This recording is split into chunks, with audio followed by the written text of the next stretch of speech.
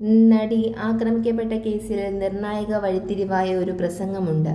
ആ പ്രസംഗം നടത്തിയത് ഒരു നടിയായിരുന്നു.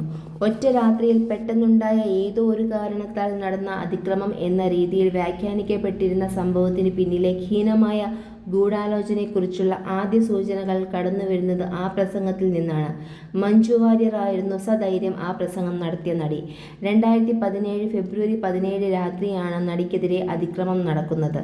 ഫെബ്രുവരി 19 വൈകിട്ട് എറണാകുളം ദർബാർ ഹാൾ ഗ്രൗണ്ടിൽ ചലച്ചിത്ര പ്രവർത്തകർ ഒത്തുചേർന്നിരുന്നു. അവിടെ ഒത്തുകൂടിയവരെല്ലാം അതിജീവിതയ്ക്ക് ഐക്യദാർഢ്യം പ്രഖ്യാപിച്ചു. നടിക്കെതിരെ നടന്ന ആക്രമണത്തെ ശക്തമായ ഭാഷയിൽ അപലപിച്ച് സംസാരിച്ചു.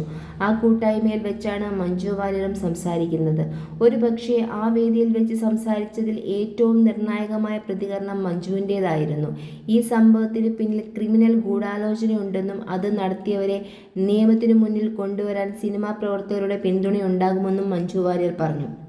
ഈ പ്രസംഗത്തിൽ മാത്രമല്ല, തുടർന്നങ്ങോട്ടുള്ള വർഷങ്ങളിലെല്ലാം മഞ്ജു വാര്യർ ശക്തമായി തന്നെ അതിജീവിതയ്ക്കായി നിലപാടെടുത്തു. തന്റെ സുഹൃത്തിനും സഹപ്രവർത്തകർക്കും ഒപ്പം അവർ എക്കാലവും ഉറച്ചു നിന്നു. 2017 ജൂൺ 21 മഞ്ജു വാര്യർ കേസിൽ മൊഴി നൽകുന്നത്. ദിലീപും കാവ്യ മാധവനും തമ്മിലുള്ള ബന്ധത്തെക്കുറിച്ച് ആക്രമിക്കപ്പെട്ട നടി തന്നോട് പറഞ്ഞിരുന്നുവെന്നും ഇത് ദിലീപിൽ വൈരാഗ്യം ഉണ്ടാക്കിയിരുന്നു എന്നുമായിരുന്നു മഞ്ജുവിന്റെ മൊഴി. കേസിൽ അറസ്റ്റിലായ പ്രതികളുടെ മൊഴികൾക്കൊപ്പം മഞ്ജു വാര്യരുടെ മൊഴി കൂടി ചേർന്നാണ് ദിലീപിനെ നടിയെ ആക്രമിച്ച കേസിൽ 8ാം പ്രതിയായി ചേർക്കുന്നത്. ആ സമയത്ത് ദിലീപിനെതിരെയുള്ള ആരോപണങ്ങൾക്ക് ശക്തിയേറുന്ന മൊഴികൾ സിനിമാരംഗത്തും മറ്റു പലരും നൽകിയിരുന്നു. പക്ഷേ അവരിൽ പലരും പോലീസിന് നൽകിയ മൊഴി പിന്നീട് കോടതിയിൽ മാറ്റിപ്പറഞ്ഞു. പക്ഷേ മഞ്ജു വാര്യർ വാക്കുകളിൽ വെള്ളം ചേർത്തില്ല, ഒന്നും അറിയില്ലെന്ന് പറഞ്ഞില്ല. കേസിന്റെ വിചാരണ വർഷങ്ങൾ കടന്നുപോയപ്പോഴും പലതവണ അന്വേഷണത്തിന്റെ ഭാഗമായി നിയമവഴികൾ വരേണ്ടി വന്നപ്പോഴും മഞ്ജു വാര്യർ തന്റെ വാക്കുകളിൽ ഉറച്ചുനിന്നു.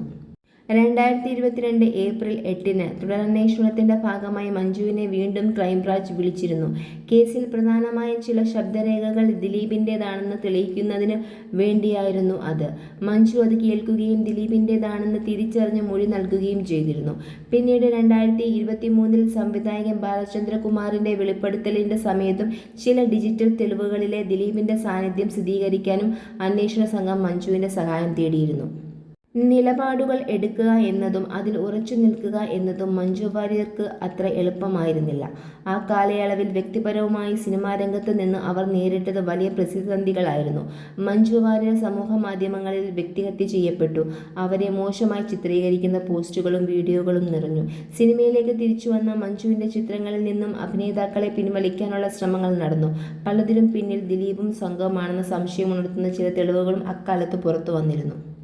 എന്നാൽ മഞ്ജു വാര്യർ തരിമ്പും പതറിയില്ല. പോലീസിനും കോടതിയിലും നൽകിയ മൊഴികൾ മാറ്റിപ്പറഞ്ഞില്ല. അതിജീവിതയ്ക്കൊപ്പമെന്ന നിലപാടിൽ ഉറച്ചു തന്നെ നിന്നു.